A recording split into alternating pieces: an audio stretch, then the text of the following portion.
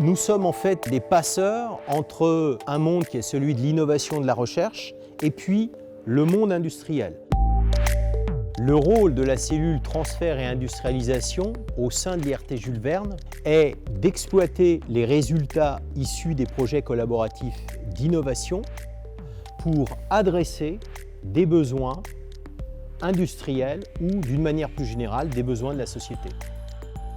Les atouts de l'IRT Jules Verne, c'est une bonne connaissance scientifique et technique des sujets, grâce à des équipes qui sont des équipes de haut niveau scientifique et des équipes qui sont constituées également d'ingénieurs et de chercheurs qui ont pour la plupart des expériences industrielles.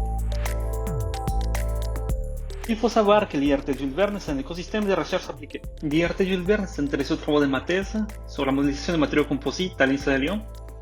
À cette époque-là, l'IRT Jules Verne avait déjà une expertise assez marquée dans le sujet, mais il a souhaité aller plus loin.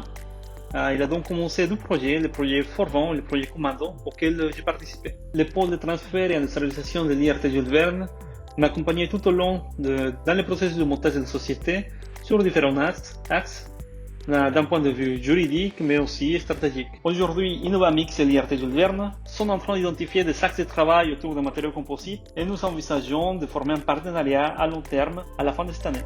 Le principal intérêt que nous cherchons à offrir à Eduardo est celui de le mettre en relation avec notre écosystème, avec des clients potentiels et de lui offrir également la possibilité de s'intégrer à des programmes de recherche afin de développer des nouvelles compétences, des nouvelles manières d'appréhender la physique autour de la simulation des composites et de venir, et ce dans l'intérêt de nos partenaires et du nôtre, industrialiser ces résultats de recherche.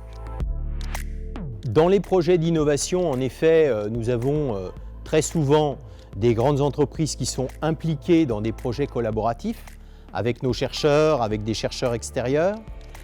Dans nos activités de transfert et d'industrialisation, nous pouvons adresser des petites entreprises, des PME, des entreprises de taille intermédiaire, des ETI, mais aussi des startups. Des acteurs du domaine médical vont par exemple venir chez nous pour chercher ces savoir-faire et les exploiter dans leur domaine d'application. Ce qui nous différencie de notre concurrence, c'est une forte connotation robotique. Donc qui dit robotique dit allègement des structures, qui représente des challenges au niveau des matériaux, d'où le composite.